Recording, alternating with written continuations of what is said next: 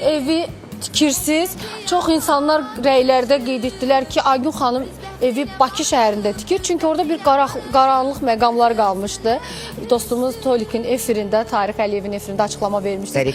Bəli, düşündülər ki, bəlkə başqa bir şəhərdədir. Yox, əzizlərim, mənim başqa şəhərdə nə işim var? Azərbaycanda, mənim Bakıda. işim, gücüm, hər şeyim sizinlədir. Məndən canınızı qurtara bilməzsiniz. Bəli, Bakıda. Yox, əzizlərim, mən belə çox da açıqlamaq istəmirəm. Əslində mən torpaq almışam özümə. Xeyirli olsun, və istədiyim inşallah. inşallah evimi tikəcəm. Əsas bilirsən nəyi sevinirəm Aytəkin?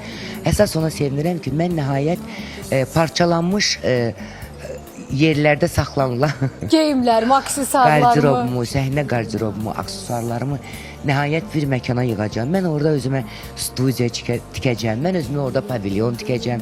Mən orada çəkiliş meydançası, yəni əməlli başda özümə kino studiya tikirəm. İnşallah. Ev yox, əzizlərim, mən özümə kino studiya tikirəm. Xeyirli olsun Aygün xanım.